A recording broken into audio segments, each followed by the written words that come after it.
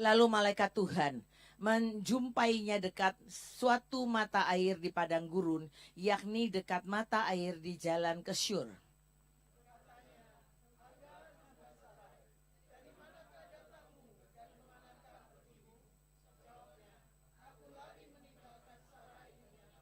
Lalu kata malaikat Tuhan itu kepadanya, kembalilah kepada nyonyamu, biarkanlah engkau ditindas di bawah kekuasaannya.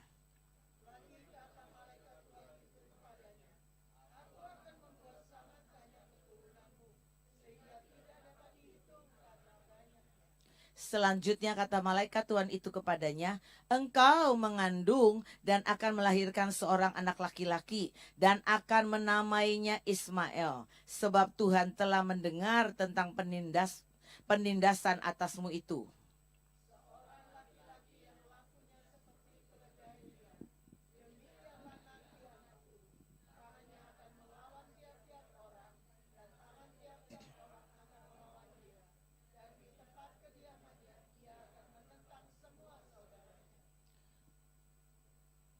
Kemudian Hagar menamakan Tuhan yang telah berfirman kepadanya itu dengan sebutan engkaulah Eloi. Sebab katanya, bukankah di sini kulihat dia yang telah melihat aku.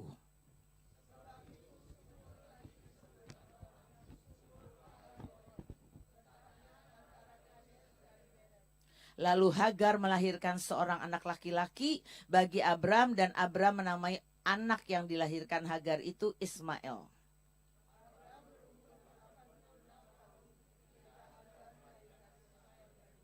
Amin, demikianlah firman Tuhan. Kita sudah tahu cerita ini. Bagaimana janji Tuhan untuk Abraham punya anak ditunggu sangat lama. Sampai Sarah ini bilang gini, aku ini perempuan tapi tidak bisa kasih anak. Jadi dia ini mulai pakai otaknya. Betul gak? Mulai pikiran, mendingan tak bantu aja Tuhan. Ya, bantu Tuhan, kasih nih hamba yang kerja sama dia dari Mesir, biar dari Mesir juga nggak apa-apa deh. Yang penting punya anak.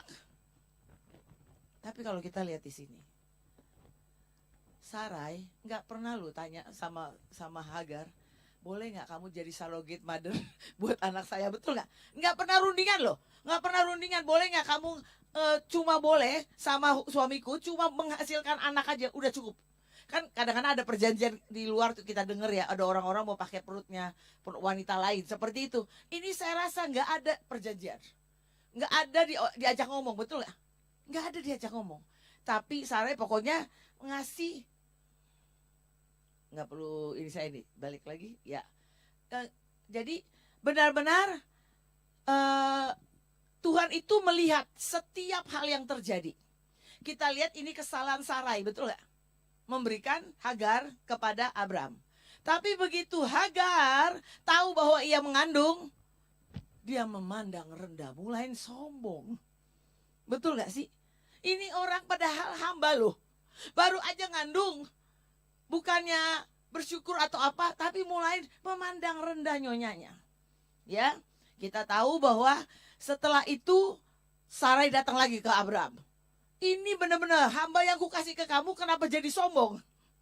Langsung katanya, udah itu urusanku, kata Abram ya. Dan kita lihat Sarai ketika Abram dengan kata Abram kepada Sarai, hambamu itu di bawah kekuasaanmu, perbuatlah kepadanya apa yang kau pandang baik. Lalu Sarai menindas Hagar sehingga ia lari meninggalkannya. Lalu malaikat Tuhan menjumpai dekat suatu mata air di padang gurun, yakni dekat mata air di jalan Syur. Katanya, Hagar, hamba Sarai. Nggak pernah Hagar menaikkan dirinya begitu mengandung, mandang rendah nyonyanya. Malaikat yang dikirim Tuhan tetap bilang gini, engkau hambanya Sarai, engkau mesti tahu diri, engkau nih hambanya Sarai. Ya, ketika dia tanya, Hagar, hamba Sarai, dari manakah datangmu, kemanakah pergimu? Jawabnya, aku lari meninggalkan Sarai nyonyaku. Akhirnya dia nggak bisa bilang dong. Dia cuma bilang, dia nggak bisa bilang gini, dari istri pertama suamiku. Enggak, dia bilang, aku lari dari nyonyaku. Ya, lalu dikatakan lagi, kata malaikat, kembalilah kepada nyonyamu, biarkan engkau ditindas di bawah kekuasaannya. Tuhan kita akan belajar Tuhan itu akan melihat dan memenuhi, peduli dengan semua kebutuhan kita. Tapi dia juga berurusan dengan karakter kita. Nggak bisa dia kasih sesuatu, apalagi walaupun loh, Hagar ini ya ujungnya dia menghasilkan Ismail Kedar. Tapi dia tetap keturunan Abraham. Walaupun ada kesalahan Sarai, ada kesalahan Abraham juga, kenapa mau langsung cepat ikut aja. Kesalahan Hagar juga kayak begitu, tapi Tuhan itu Tuhan yang melihat. Tuhan yang pegang perjanjian. Dia sudah memberkati semua keturunan Abraham. Dia tidak bisa bilang gini, Ismail bukan yang aku mau. Enggak loh, Tuhan itu luar biasa kan. Dia tetap memberkati yang namanya Hagar dan Ismail. Ya, walaupun dengan kesalahan-kesalahan semua. Kita lihat, nanti kita belajar tentang Tuhan. Tuhan itu sangat adil. Kalau dia pengen memberkati kita, dia akan izinkan kita lewatin sesuatu yang gak enak. Mana ada orang jadi lewat jalan tol, biasanya jatuhnya cepat dan sakit. Tapi orang yang mau diangkat Tuhan, akan dikikis karakternya. Untuk dia mengerti siapa dia. Dia berhadapan Tuhan. Sampai Hagar di ayat 13 mengatakan, kemudian Hagar menamakan Tuhan yang telah berfirman kepadanya itu dengan sebutan engkaulah El-Roi. Sebab katanya, bukankah di sini kulihat dia yang telah melihat aku. Saya jadi teringat dengan perempuan Samaria yang dijumpai Tuhan di Yohanes 4. Ya, bagaimana jawab Yesus kepadanya, barang siapa minum air ini, ia akan haus lagi. Tetapi barang siapa minum air yang akan kuberikan kepadanya, ia tidak akan haus untuk selama-lamanya. Sebaliknya air yang akan kuberikan kepadanya akan menjadi mata air dalam dirinya, yang terus-menerus memancar sampai kepada hidup yang kekal. Kata perempuan Samaria ini, ya, Tuhan, berikanlah aku air itu supaya aku tidak haus dan tidak usah datang lagi ke sini untuk menimba air. Kata Yesus kepadanya, pergilah, panggillah suamimu dan datang ke sini. Bapak Ibu, minta air kan gak ada urusan sama suami ya. Kenapa juga gitu loh. Orang minta air, panggil suamimu. Tuhan itu selalu akan korek apa yang disimpan. Disembunyikan rapat-rapat seperti paket. Tuhan bilang gak bisa, aku akan pakai engkau, tapi kalau engkau tidak mau terbuka, gak bisa.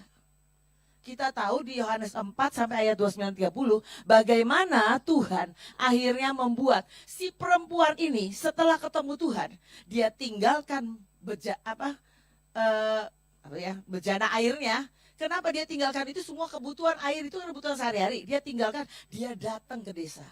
Dia bilang, ada orang yang tahu apa yang kukerjakan. Lah iya, semuanya udah tahu, selama ini kan dia perempuan yang gonta-ganti suami. Kita nggak tahu dia living together sama Leven, atau dia bolak-balik menikah cerai. Kita nggak tahu. Tapi pasti semua orang gini nih, ini jangan deket-deketin perempuan ini. Nanti suamiku diambil, betul nggak? Kenapa dia itu datang jam 12 siang? Kalau ngambil air jangan jam 12 siang, betul nggak Bapak Ibu? Apalagi terutama ibu-ibu, walah kita keringetan. Pagi jam 12 tuh lagi keringet. Kenapa dia mesti jam 12? Karena semua ibu nggak mau datang jam 12 supaya dia tidak ada yang cibir. Perempuan kayak begini pasti nggak enak pandang orang nih. Orang mungkin nggak ngomong, tapi matanya dong lebih tajam dari kata-kata, betul nggak? Itu yang dia menghindar sebetulnya. Tapi Tuhan berurusan dengan dia. Ya, Tuhan bilang, ya kalau kita lihat, kata perempuan itu, aku tidak punya suami. Kata Yesus kepadanya, tepat katamu bahwa engkau tidak mempunyai suami, sebab engkau sudah mempunyai 5 suami, dan yang ada sekarang padamu bukanlah suamimu. Dalam hal ini engkau berkata benar. Kata perempuan itu kepadanya, Tuhan nyata sekarang padaku bahwa engkau seorang nabi. Kalau kita mau kenal El-Roi, dia juga akan berurusan dengan kita. Kalau kita gak mau berurusan, Tuhan gak bisa pakai kita. Ya, Tuhan itu mau berurusan. Jadi 3 hal yang kita pelajari dari Hagar. 1, pertama, Tuhan melihat situasi Hagar, dia tahu, dia lari, anaknya udah kehausan loh, dia lari dengan anaknya. Ya, tapi Tuhan tahu situasinya seperti apa. Dan Kedua, Tuhan mengerti kesakitan Hagar. Walaupun Hagar ini cuma dipakai, tapi sombong, tetap Tuhan itu ya luar biasa. Kadang-kadang kita begini ya, kalau lagi bagus kita disayang Tuhan, ada nubuatan tentang kita disayang Tuhan. Wah, rasanya bangga, betul gak? Tiba-tiba kita lakukan kesalahan. Biasanya sering begini ya, aduh Tuhan udah gak sayang deh. Pasti Tuhan udah gak bisa pakai aku, betul gak? Kadang-kadang bisa begitu gak? Apalagi iblis tambah suara mendakwa. Gak pantas. Nggak pantas nari, nggak pantas nyanyi, nggak pantas khotbah, nggak pantas apa. Karena iblis itu akan begitu terus. Tapi kadang-kadang kita begini, udah deh nggak mau dipakai deh, udah saya nggak usah datang deh. Nggak usah. Padahal Tuhan tuh ngerti kesakitan kita. Sekalipun kesalahan, Tuhan tahu loh. Ya, yang ketiga, Tuhan memberi janjinya. Seperti Hagar, Tuhan juga melakukan kesepakatan dengan kita sesuai destiny masing-masing. Sekalipun kita bersalah seperti apapun, selama kita bertobat, Tuhan akan tentukan destiny kita. Dia gak akan bilang gini, maaf ya, kubuang kau. Gak ada. Orang dia satu domba aja hilang dia cari. Sampai kapanpun, dia Tuhan yang melihat kita. Selanjutnya, kalau Eloi Tuhan yang melihat, Tuhan melihat kebenaran yang kita coba tutupi. Dan tidak sadari yang tadi saya cerita. Jadi Bapak Ibu, jangan pernah tutupi apapun di hadapan Tuhan. Kalau Tuhan tegur, mari kita, iya. Tadi pagi kita belajar blind spot, betul ya? Kadang-kadang ditegur kita masih bantah-bantahan, karena kita nggak tahu ada blind spot. Tapi lebih baik, kalau kita nggak ngerti, kita tanya Tuhan. Tuhan kenapa? Siapa yang mau tanya di sini? Tuhan itu kan kadang-kadang nggak nenggurnya gini ya, langsung Hagar, gitu. Kan jarang ya. Atau begini, Irin, enggak. Tuhan itu bisa pakai pemimpin, betul nggak? Bisa pakai pasangan, bahkan bisa pakai anak kita, bisa pakai siapapun. Tahu-tahu kita ditegur, kita langsung lihat orangnya, kurang ajar. Kalau ngomong baik-baik di kamar, nggak usah di depan orang. Sering begitu gak? Saya belajar, kalau Eloi yang melihat, saya belajar. Saya pernah bilang, tahun 99 saya merasa ada jarak antara Tuhan dengan saya. Hari itu saya bilang, Tuhan, jangan sampai saya ternyata nggak seperti yang saya pikirkan. Saya pikir sejak 9 tahun yang lalu, saya cukup ada di hati Tuhan karena saya berespon benar dan perkenanan Tuhan turun. Hari itu, sesungguhnya saya walaupun rasa ada jarak, perkenanannya tetap menyertai nggak? Sangat menyertai. Saya nggak kekurangan apapun. Tapi kalau kita pernah intim dengan Tuhan, itu ada rasa jarak. Kayak Tuhan tuh gak ngomong lagi dengan bebas. Tuhan gak ngomong lagi tentang banyak hal. Kita mau masuk aja dalam hadiratnya susah. Saya dapat pesan beberapa orang, dia bilang gini, Irin, Tuhan tunggu engkau. Saya sudah tahu ditunggu, saya mau masuk aja susah. Pernah gak rasanya? Rasanya susah. Saya bilang ada apa dengan saya, tapi saya juga kayak orang nih gini loh, enggak berdaya. Saya bilang, Tuhan, dulu ya kalau saya bilang begini, Tuhan, bawa aku ke tamanmu. Tuhan bilang gini, orang bisa masuk sendiri, kau minta dibawa. Bercanda sama Tuhan. Tuhan tuh kan pernah kasih saya kunci. Kalau saya begitu saya mau masuk taman, saya masuk tamannya Tuhan. Tapi ya hari itu benar-benar saya rasakan berat. Berapa orang ngomong saya nggak bisa masuk. Sampai akhirnya saya baca Matius 7 ayat 21 sampai 23. Kita tahu saya sudah bernubuat, saya sudah ini, saya sudah ini. Kata Tuhan, enyahlah dari hadapanku. Hari ini aku berterus terang, ayat 23 dikatakan. Nah sejak itu aku bilang gini, Tuhan. Oh sebelumnya Roh Kudus ngomong gini, gak marah. Irin, kalau satu hari Tuhan bilang begini, Irin, mempelaiku, enyahlah engkau dari hadapanku. Saya nangis. Tuhan, jangan diam. Jangan diam. Sebelumnya itu, Tuhan gak pernah negur saya keras. Dia selalu negur, saya sudah tahu dan saya berubah. Kadang-kadang kita ini terlalu comfort, terlalu nyaman, sepertinya Tuhan seperti itu. Dulu ya kalau saya salah aja, saya mau menemui nabi-nabi yang tajam. Saya nggak tak, cuma bilang gini, Tuhan tegurlah lewat nabi ini. Sejujurnya Bapak Ibu, nggak pernah ditegur. Setiap kali saya bilang gini, kenapa nggak tegur Tuhan? Karena Engkau tahu ketika saya ngomong sentil dikit lewat firman, lewat apa Engkau tahu. Tapi hari itu saya nggak tahu loh. Saya benar-benar berjarak sama Tuhan. Nggak tahu, nggak mudeng lagi. Kayak ada selaput aja nutupin. Hari itu saya bilang, Tuhan, aku nggak mau dienyahkan. Tidak ada di hatimu. Tolong Tuhan, lebih baik kau cewer aku. Lebih baik kau marahin dengan kata-kata apapun. Engkau boleh marahin aku. Setelah saya serahkan ke Tuhan itu, nggak lama, lewat pemimpin, tiba-tiba saya punya kesalahan. Karena saya berespon tegang dan panik ketika ada masalah. Waktu itu pemimpin cuma bilang gini, kamu 9 tahun yang lalu bisa berespon kalau dibilang adalah nilaimu cum laude. 9 tahun yang lalu. Tapi kenapa ini kamu tegang gak karu-karuan? Jadi kacau semuanya. Dan tahu saya dibilang apa?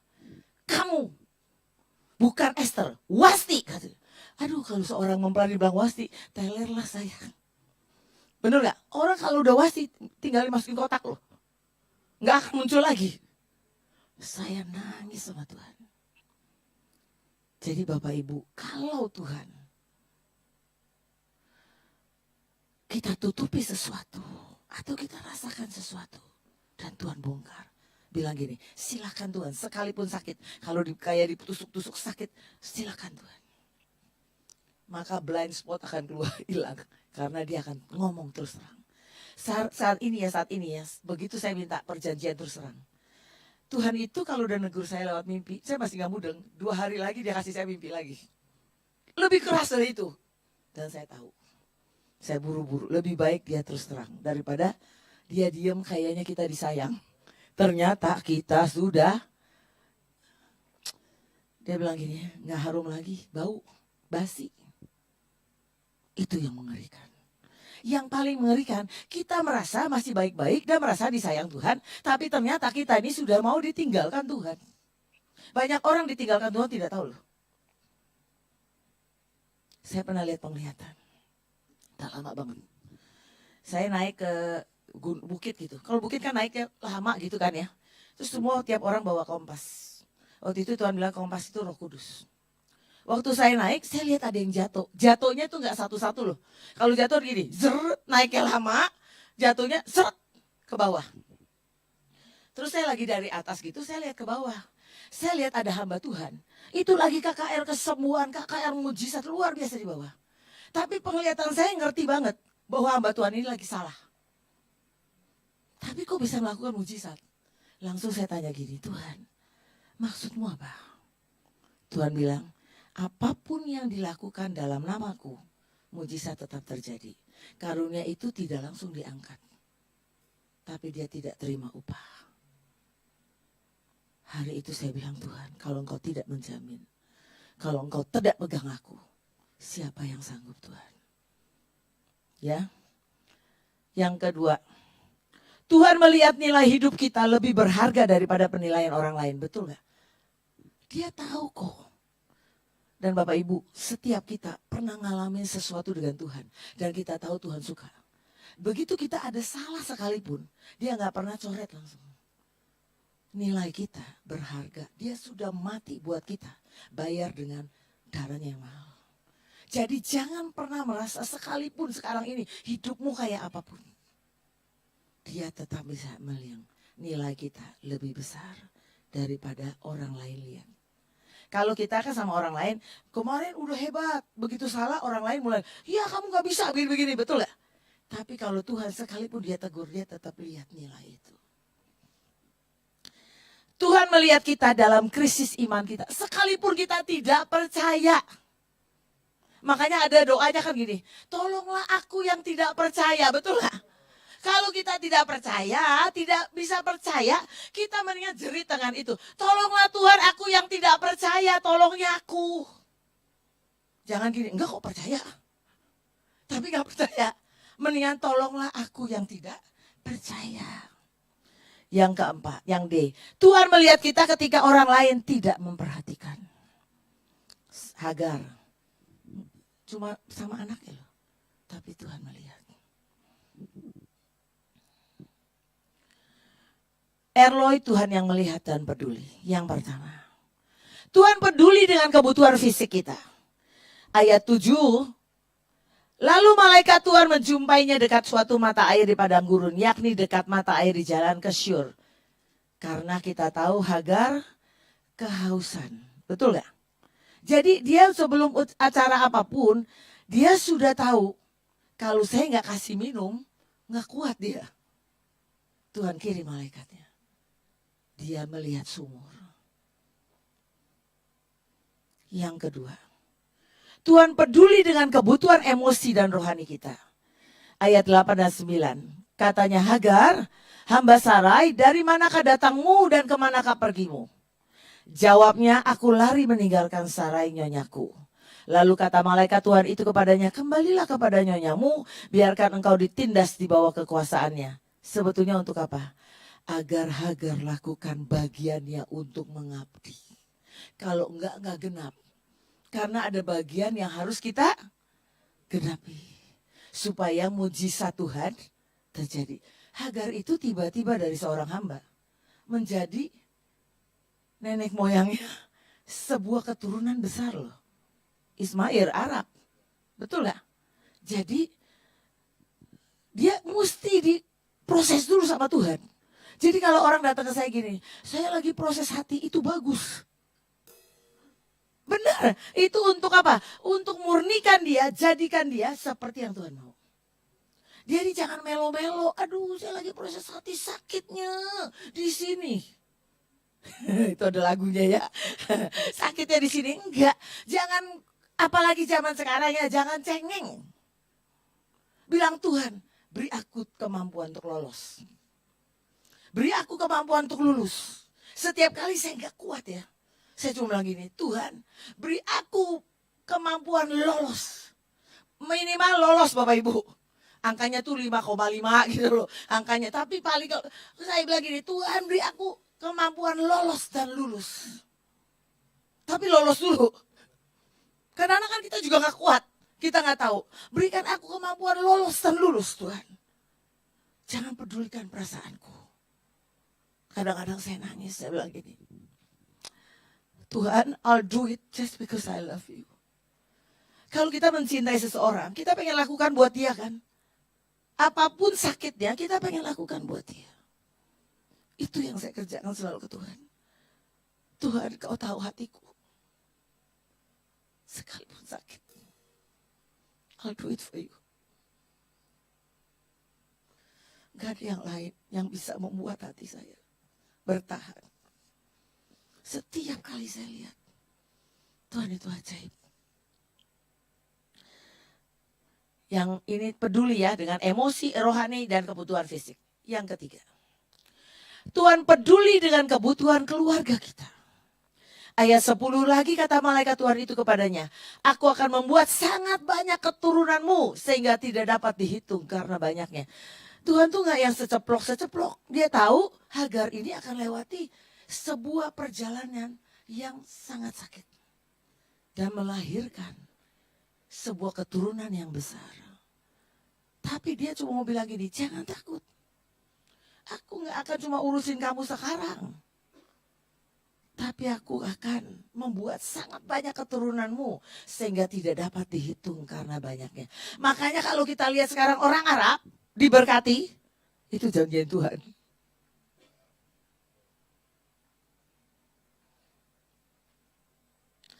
Empat, Tuhan mengerti dari awal sampai akhir. Ayat 10 sampai 11. 11, selanjutnya kata malaikat Tuhan itu kepadanya, engkau mengandung dan akan melahirkan seorang anak laki-laki dan akan menamainya Ismail, sebab Tuhan telah mendengar tentang penindasan atasmu itu. Kalau kita merasa ditindas, sama seorang bos. Kita ditindas dengan keadaan. Kita ditindas dengan apa aja lah. Mari lakukan dengan sukacita mengucapkan syukur. Saya bukan cuma ngomong, saya rasakan. Bayangin dalam hidup saya ini bungsu dari 6 bersaudara. Dan saya ini bungsu begitu ketemu Tuhan. Semua keluarga saya kalau ada masalah pasti darinya saya. Bayangin keluarga saya di Australia, ada apa-apa mereka pasti tanya saya. Sampai waktu itu papa saya sakit, masuk rumah sakit pun nanya saya yang bungsu dulu. Tapi Tuhan izinkan, kalau nggak dikorek anak ini, kalau nggak diproses anak ini, saya akan jadi sombong. Kasihlah seorang suami untuk proses saya. Bahkan Bapak Ibu ini baru pewahyuan baru. Baru berapa minggu yang lalu, sebulan lebih kan. Saya dulu pikir, saya itu dulu gak ngerti tanya Tuhan tentang jodoh. Kan belum bertobat.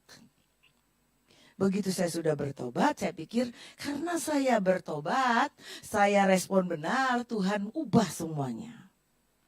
Tapi Tuhan bilang gini, nak, sampai kapanpun aku akan berikan suami yang seperti ini untuk engkau.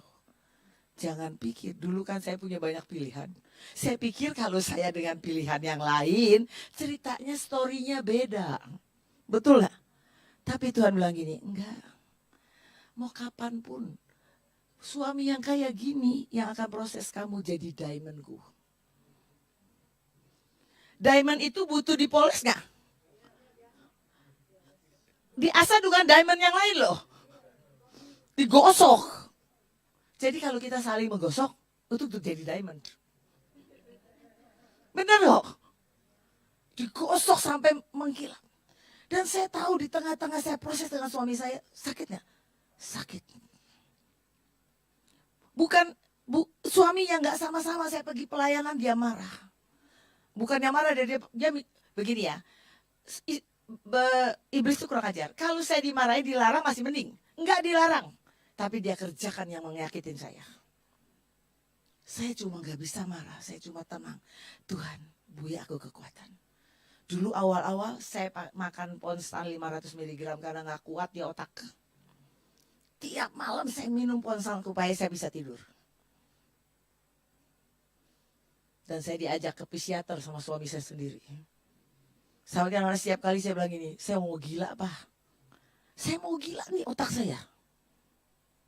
Maka saya dibawalah ke psikiater yang mahal. Yang per jam. Begitu saya masuk ke psikiater. Makanya kalau kita ke konseling gak bayar itu bersyukur. Saya pakai psikiater 1 jam sama saya, terus habis itu dia 1 jam sama suami saya, habis itu dia 1 jam lagi sama kami berdua. Terus ujungnya dia hasil akhirnya katanya begini, saya lihat kalian belum bisa akur, harus ada orang lain. Jadi kalau kalian ribut, kalian datang ke sini. Otak saya langsung muter. Saya yang ribut, dia yang untung, betul gak? Saya per jam loh. Enak aja, saya coba seminggu ya berantem 2 kali. Saya 1 jam, saya pergi ke situ pasti 3 jam. Saya sekali 1 jam sama saya, 1 jam sama suami saya, 1 jam lagi kita berdua. Ya, setiap saya berantem, uanglah muncul di situ. Saya bilang saya nggak mau. Makanya saya bilang sekarang kalau konseling kita nggak pakai bayar ya. Nah, kalau itu benar-benar, tapi nggak ada yang bisa menolong. Kecuali Tuhan menyentuh saya. Ya, jadi ya oke. Dia tahu dari awal sampai akhir. Selamanya dia ikat kita dengan darah dan jaminan. Dengan destiny ya. Oke. Lanjut. Yang kelima. Tuhan mengerti apa yang menjadi kebutuhanmu di dalam setiap kondisi. Ya, ayat 9 mengatakan, lalu kata malaikat Tuhan itu kepadanya, kembalilah kepada nyonyamu, biarkanlah engkau ditindas di bawah kekuasaannya. Lalu Hagar melahirkan seorang anak laki-laki bagi Abram. Dan Abram menamai anak yang dilahirkan Hagar itu Ismail. Yusuf, kalau nggak pakai dibuang di sumur, dijual, nggak akan jadi. Orang kedua setelah Firaun. Kapan ketemunya? Dia cuma sama bapaknya terus sama kakak-kakaknya. Tapi dia harus lakukan itu. Saya begitu bertobat benar-benar mencintai Tuhan. Saya harus jadi istri yang tidak dipandang. Saya jadi keset di rumah. Artinya apa? Di luar saya itu, saya ini kan pintar ngomong ya. Semua orang pengen ketemu saya, pengen punya waktu sama saya. Giliran suami saya bilang begini, kamu pikir kamu orang baik? Kamu pikir semua orang cari kamu, kamu baik? Enggak apa, enggak baik. Tuhan datang untuk orang tidak baik. Saya di rumah ya, saya nanya apapun enggak dipandang. Walaupun secara psikologinya, karena suami saya itu minder. Saya cerita bukan ceritain kejelekan suami, tapi saya mau belajarkan. Tapi dia minder, jadinya dia berubahnya begitu. Bayangin ya, saya di luar posisi udah naik loh. Tapi di rumah kalau ngomong begini, Pak, besok gimana ya gini? Kadang-kadang gak dijawab, kadang-kadang jawab, lihat besok. Ya, lihat besok bagaimana rencanain segala sesuatu. Semua anak saya tanggung jawab untuk bisa siap dan semuanya.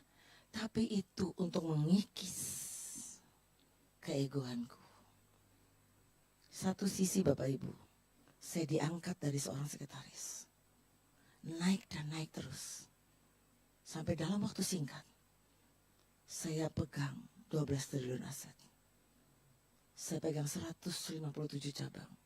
Dan saya pegang 1.200 orang. Kalau saya tidak mau dikikis, saya sombong. Dan saya lihat firman yang Tuhan bilang, kita dijadikan kepala bukan ekor. Sampai kapanpun, di pelayanan pun, itu akan bersinar. Kalau kita berkarakter. Proses itu akan proses bukan karunia. Prosesnya karakter. Tuhan itu kalau kasih kita karunia langsung kita naik kok. Tiba-tiba nih kita bisa lihat penglihatan. Lihat masa depan. Tiba-tiba kita doain orang sangat tepat dan tajam. Bagaimana gak naik? Tiba-tiba naik. Wah, begitu naik barengan egonya naik. Tapi kalau kita gak punya karakter, tidak bertahan di situ. Prosesnya lewat apa? Sehari-hari loh. Tadi pagi saya bilang, saya sadar setiap kali. Kalau saya marah sama anak saya sadar bukan salah dia. Kadang-kadang begitu Tuhan kasih kepekaan, ketajaman, kita lihat orang bohong kita tahu. Tapi sering-sering kita ngancem. Orang yang berkarunia, begitu dia merasa tinggi, roh sihir, tenung, sudah ngintip. Dan dia akan campur di dalam penglihatan itu. Mulailah ketika kita kena itu, gak sadar, ini suara siapa? Kita gak tahu. Saya belajar untuk jujur, gak ada orang, saya jujur sama Tuhan. Ya saya masih berjuang untuk itu terus, sampai Tuhan kikis terus. Karena karakter itu yang akan membuat itu menjadi bersinar. Saya bersyukur sih, kemarin ini saya ulang tahun ini. Anak buah saya yang peka, tiba-tiba dia ikut waktu kita doa di Malikai. Dia sampai gak berani ngomong, terus dia ngomong ke saya, dia bilang begini. Selama ini dia tuh merasa dia tuh udah cukup hebat lah gitu. Dia gak tahu dia belajar lagi dari apa yang dari saya. Tapi dia bilang gini, aku baru tahu loh Ci, kamu sangat dihormati surga. Karena kedewasaanmu. Karena karaktermu. Aku gak sadar selama ini. Ajari aku. Aku boleh berkarunia dan dipromosi. Tapi kalau aku gak memiliki karakter, jangan-jangan aku dibuang. Saya cuma bilang, Tuhan, terima kasih. Banyak orang merasa, udahlah, kita mau ikutin karakter, dia juga begitu kok. Tapi karakter urusan kita dengan Tuhan. Untuk kita berbuah roh.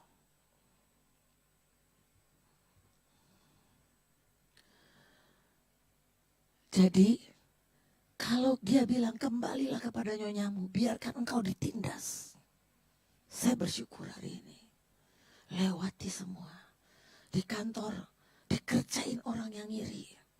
Saya bilang gak ada satupun yang lewat, berjalan tanpa seizin Tuhan. Kok gak bisa? Ya. Mazmur 33 ayat 18 mengatakan, sesungguhnya mata Tuhan tertuju kepada mereka yang takut akan Dia, kepada mereka yang berharap akan kasih setianya. Dalam keadaan apapun, Bapak Ibu, mau kondisi sejelek apapun, ingat, Dia Tuhan. Matanya tertuju kepada mereka yang takut akan Dia. Takut akan Dia gak begini loh, saya takut Tuhan, aku takut akan Kau, tapi di luaran gosip. Tuhan yang melihat.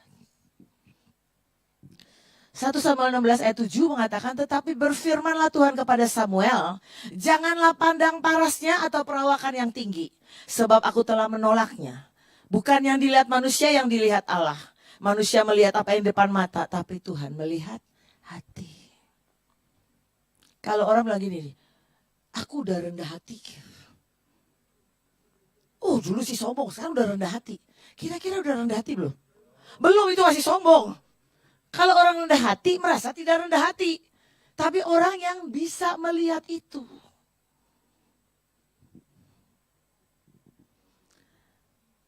Eloi dalam hidup kita, Tuhan selalu melihat kepada kita. Apapun kita kondisinya, ya,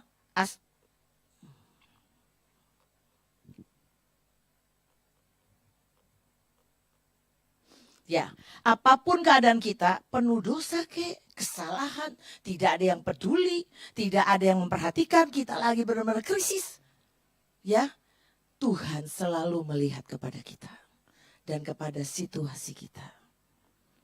Yang kedua, Tuhan peduli dengan setiap aspek dari hidup kita. Mau itu masalah keluarga, mau itu di pekerjaan, mau itu pelayanan, mau itu lagi sakit, mau lagi apa, Tuhan melihat. Jadi dalam keadaan apapun hari ini Eloi sedang melihat. Ya. Terus Tuhan punya tujuan dan masa depan buat kita. Bapak Ibu, tidak pernah ada kesalahan dalam kita diciptakan sampai lahir di dalam suatu keluarga. Betul gak? Gak ada kesalahan loh. Jangan pikir gini, aku ini kesalahan karena orang tuaku melahirkan aku di luar nikah. Sekalipun di luar nikah. Gak ada kesalahan. Karena ada blueprintnya. Untuk apa? Supaya yang lahir seperti ini pulih dan mengampuni, dan dia akan jadi berkat bagi banyak orang yang ngalami yang sama. Ada orang lahir gak pernah kenal siapa bapaknya karena dia diperkosa. Mamanya diperkosa. Itu pun tidak ada kebetulan. Kalau orang ini bisa sembuh, punya upah besar. Bapak Ibu, anak saya kan dari kecil peka. Sampai dia umur 15 mulai peka. Dan dia 18 benar-benar dengernya itu, kalau nggak audible, dengernya itu tajam banget. Saya selalu bilang gini, anak-anak, kalian tahu ya, nggak semua anak seumur kalian itu punya kepekaan yang sama. Mami tahu banget yang kalian bayar. Karena kalian gak marah sama papa. Dan dari kecil saya sudah bilang mereka gini. Kalau dari mami mungkin gak ada kutuk perzinahan. Tapi dari papa ada. Kalian harus sadar menghadapi semuanya. Jangan cari pengganti papa lewat pacaran. Tapi cari pengganti papa lewat Tuhan. Dia bapakmu. Saya tahu dia bayar harga. Begitu banyak orang deketin dia. Dia gak pernah flirting around. Kalau Tuhan gak mau, dia tidak lakukan. Saya melihat Tuhan sangat menghargai. Kirain ada gong dari surga.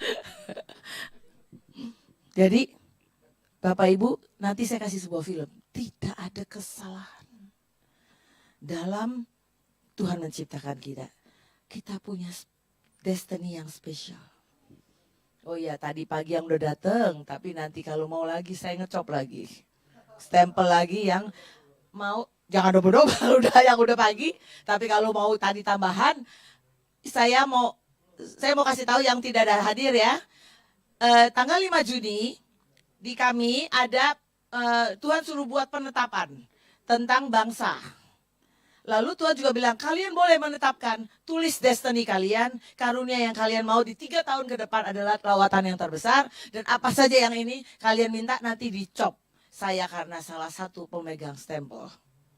Karena saya disuruh datang bawa ini, jadi nanti kalau sampel, jangan lihatnya Coach Irin, lihat Ibu Irin, dia Coach Irin, tapi lihat Tuhan dan saya cuma stempel. Oke? Nah, jadi kita ini punya destiny yang spesial dan masa depan yang ajaib. Gak pernah kita pikirkan itu ada di depan kita. Ya. Lalu Tuhan memberi kita kesempatan untuk mengenalnya secara personal melalui anaknya Tuhan Yesus Kristus. Seberapapun ya kita bodohnya, seberapapun hancurnya hidup kita, Tuhan bisa gak balikin keadaan? Sangat bisa. Selama kita sadar. Ya. Oke, sekarang yang harus kita perlu lakukan adalah kenali siapa kita di hadapan Tuhan. Jangan bilang gini, kita tahu ya, perempuan Samaria, dia itu kan dibilang suka godain suami orang. Dia tidak dipanggil untuk jadi pelacur. Tapi dia dipanggil destiny adalah penginjil. Yang membuat satu desa demi desa bertobat. Dia gak ada orang lain dipanggil sebagai orang gagal. Gak ada. Tapi Tuhan sudah tentukan dia menjadi pemenang, bahkan lebih dari pemenang. Jadi kita harus tahu siapa kita di hadapan Tuhan. Yang kedua, kenali siapa Tuhan yang kita sembah. Jangan Tuhan itu gak bisa apa-apa. Walaupun Tuhan belum menjawab, kita tetap bilang, Tuhan engkau Jehovah Jireh. Tiap hari bilang Tuhan engkau Jehovah Jireh. Engkau Allah yang mencukupi kebutuhanku. Sekalipun gak masuk akal, gak ada bisnis, gak ada dagangan, gak ada apa. Saya percaya kok Tuhan bisa memeliharaku. Tapi kita harus akui itu. Engkau Jehovah Shalom. Kalau lagi gimana, lagi gundah, saya bilang begini. Tuhan aku angkat tanjimu. Engkau Jehovah Shalom buat aku. Bahkan ya Bapak Ibu. Saya kalau bangun pagi saat teduh, selalu saya angkat perjanjian Kaleb. Kenapa? Saya ini kan selalu berdiri, betul gak? Ngajar berjam-jam. Kadang-kadang iblis ini mau ganggu kaki saya. Tapi saya bilang gini, Tuhan saya angkat perjanjian Kaleb. Tubuh saya umur 30. Saya akan selesaikan destiny saya dengan kuat dan dengan tuntas. Karena tubuhnya nggak ini, terus hari-hari ini lagi bilang gini, Tuhan kasih saya karunia menguruskan badan. Kan ada tuh karunia, pernah lihat nggak? Ada tiba-tiba lo kurus, nanti ya satu hari. Saya lagi terus, Tuhan saya punya karunia menguruskan badan. Kami di mana yang banyak yang pengen kurus. Jadi Bapak Ibu, saya ngomong ya, kelihatannya orang lain nggak tahu. Tiba-tiba pasukan yang ada di Australia, dia itu pemimpi yang tepat. Tiba-tiba dia mimpi. Dia bilang saya naik mobil, berbagi-bagiin banyak hal. Ya pernah cerita dulu. Dia cuma lihat begini. Coach itu badannya, tubuhnya kayak umur 30. Saya pikir kok dia, saya ngasih nggak, saya bilang gini, Tuhan kok dia bilang saya umurnya 30. Kata Tuhan, kan kamu tiap pagi ngomong. Deklarasi perjanjian Kaleb engkau berumur 30 tahun. Jadilah, kan saya gak bilang 32 tahun, betul gak? Dia juga gak bilang 32, dia bilangnya 30. Jadi kenali siapa Tuhan yang kita sembah. Ya, tangkap yang ilahi yang Tuhan sediakan buat kita. Minta Tuhan sentuh sekali lagi agar kita bisa lihat yang kekal. Ya, saya mau kasih sebuah film. Ini tentang ya seorang anak yang ditinggal dan ibunya meninggal, dia tidak mengenal ayahnya dari kecil. Karena ayahnya ya dari kecil pelari padahal, tapi dia sangat dia tinggalkan anak ini dengan neneknya akhirnya. Dia sangat putus asa dan dia merasa dia tidak diingini. Sampai Dia itu bertemu Tuhan. Dan dia tahu siapa dia. Kita akan nonton, ada terjemahannya. Dia bilang dia siapa dia di dalam Tuhan. Sampai Tuhan waktu melihat Hannah Scott.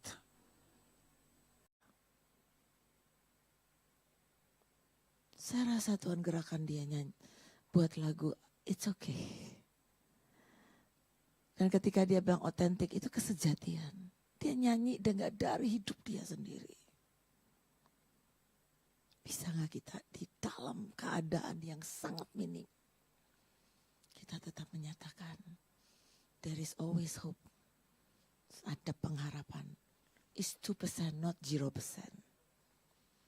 Dia bilang jangan tunggu sampai engkau semua gak ada masalah lagi baru kamu decide to happy. To be happy. Kita bisa belajar dari banyak orang. Hari ini kita belajar. Tuhan selalu melihat keadaan kita. Jangan pernah Tuhan gak sayang. Bilang Tuhan gak sayang.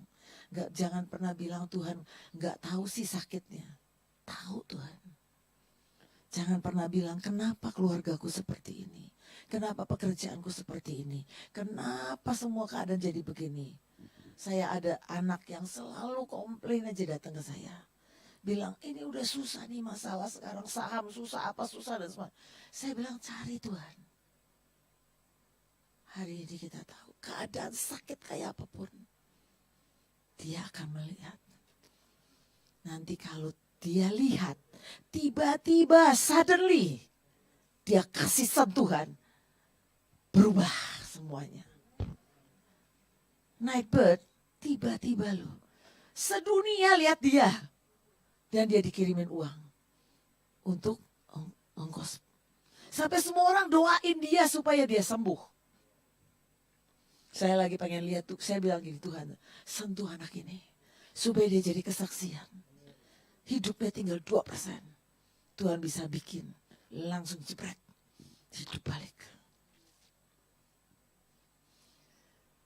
Hari ini Tuhan mau bicara dengan BSB.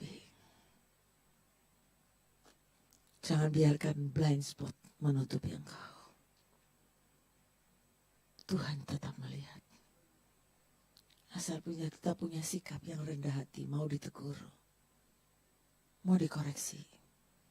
Kita butuh orang lain untuk lihat blind spot kita. Sampai kita tahu siapa kita. Tadi Hannah Scott gak tahu. Tadinya dia pikir dia kesalahan. Karena mamanya meninggal, bapaknya tinggalin dia. Dia gak tahu dia siapa. Kalau nonton film itu dia suka nyuri. Tapi ketika dia ketemu Tuhan. Dia sengaja datang ke coachnya. Tolong tanya saya. Siapa saya? Coachnya kan bingung. Tanya. Baru coachnya tanya. Who is Hannah Scott? Tadi kita dengar. I'm a child of God. I am love. Jadi kalau dalam keadaan apapun kamu selalu begini, aku dicintai Tuhan. Aku dibayar dengan darah yang mahal. Aku ini berharga. Kalau orang boleh bilang begini, kamu gak berguna. Aku berguna di hadapan Tuhan. Orang itu salah lihat. Orang itu belum lihat seperti Tuhan mau melihat aku. Bilang seperti itu, jangan gini. Ya memang aku ini jelek banget. Jangan pernah. Sekarang keadaan saya mau katakan. Iblis lagi coba melepaskan gelombang ketakutan. Semua dibuat seperti yang sulit. Kita balikin selalu. Tuhan melihat keadaanku. Tuhan melihat Surabaya. Tuhan melihat Indonesia. Kita doain presiden. Kita doain semua. Kita katakan. Tuhan melihat. Jadi hari ini. Jangan pernah ragukan Tuhan. Jangan pernah curiga sama Tuhan. He's a good God. He's a God of surprises. Dia Tuhan yang sangat memberikan kejutan. Saya percaya Jane Nightbird gak pernah mimpi tuh. Cuma suara dia memang gini ya, suara ditambahin sama kejadian hidup dia. Dia itu seperti kalau orang bilang pitch-nya tuh pas. Pitch controlnya tuh pas banget waktu dia nyanyi. Dia kan bilang, dia tulis ya banyak surat itu dia bakar semua. Dia mau ganti nama supaya dia berubah. Pikiran nggak bisa, ternyata dia lie. Bohong tadi kan? Dia katakan. Tapi itu menjama. Ini orang kedua yang setelah saya lihat Susan Boyle. Dari berapa tahun yang lalu Susan Boyle. Ini orang yang tiba-tiba loh, saya itu mau ke Surabaya, saya bilang gini, Tuhan aku butuh film. Tuhan tolong kasih aku film. Aku gak tahu film apa Tuhan. Tiba-tiba saya bisa dapat film ini. Tiba-tiba saya dapat juga dikirimin orang tentang siapa aku. Tuhan itu Tuhan yang melihat kebutuhan kita. Saya butuh jadi berkat buat Bapak Ibu di Surabaya. Saya tinggal tanya sama Tuhan yang empunya semuanya. Tuhan kasih film loh, ini fresh loh. Kejadian juga fresh, saya juga minta translationnya juga fresh. Ini fresh semuanya. Saya cuma bilang, yuk nikmati Tuhan. Dengan semua keajaiban dia.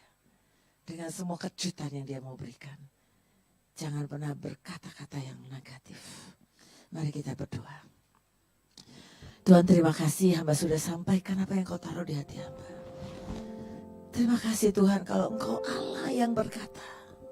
Engkau Eloi Allah yang melihat. Engkau melihat situasi kami. Engkau melihat masa lalu kami. Engkau melihat masa depan kami. Engkau juga melihat destiny kami. Engkau melihat secara keseluruhan hidup kami. Dan Engkau juga melihat bangsa kami. Engkau melihat apa yang terjadi hari-hari ini. Kami cuma minta Tuhan, ingat kami. Ingat aku Tuhan. Lakukan sesuatu Tuhan. Rekayasa sesuatu. Biar dari bibir mulut ini, kami bisa contohi dari Jane Nightbird. Dia katakan hidupnya tinggal 2%. Gak apa-apa. Bukan 0%. Dia jadi kesaksian. Bahwa ada orang setegar seperti ini. Itu membuat semua orang di hari-hari seperti ini yang tidak punya kepastian, yang tidak tahu ke depan bagaimana, yang virus terus bermutasi. Tapi ada orang yang memberi contoh, ada pengharapan. Hamba percaya semua orang akan lihat. Satu-satunya pengharapan adalah dalam Yesus Kristus Tuhan. Mari Tuhan buat kami jadi saksi-saksi-Mu yang setia. Saksi-saksi-Mu yang akan menyala. Seberapapun keadaan kami. Biar kami mau dibentuk dan diproses oleh Engkau. Sehingga kami menjadi diamond-Mu Tuhan. Yang akan terus Tuhan menjadi kesukaan dan kebanggaan. Terima kasih Tuhan, dan sebentar lagi kami akan dengan iman kembali minta destiny kami, karunia-karunia yang Kau berikan. Engkau stempel Tuhan, untuk kami terima sepakat dengan Kau. Kami akan jalani destiny kami 3 tahun ke depan. Waktu lawatan terbesar terjadi, kami adalah orang yang termasuk di dalam bilangan itu. Kami ada di dalam kegerakan itu. Bahwa kami dihitung dan kami tahu ketika kami kerjakan selesaikan mandat destiny kami. Kami terima Tuhan. Untuk terima kami minta jaminan diangkat. Sampai kami ketemu Engkau di awan-awan. Dan Engkau jemput kami Tuhan. Kami tidak ada yang letih. Kami tidak ada yang kecewa. Tidak yang biasa-biasa aja. Tapi kami tahu kami ditentukan menjadi pemenang. Bahkan lebih dari pemenang. Kami adalah overcomer yang selalu menyelesaikan, mengatasi semua masalah apapun. Tidak ada yang terlalu sukar buat Engkau. Terima kasih Tuhan. Biar benar-benar kami akan kerjakan. Lakukan Tuhan. Lakukan Tuhan. Seperti yang Kau mau. Dalam nama Yesus. Semua yang sudah terima berkat yang terbaik dan yang sepakat dan percaya berkata amin 7 kali. Amin, amin, amin, amin, amin, amin, amin.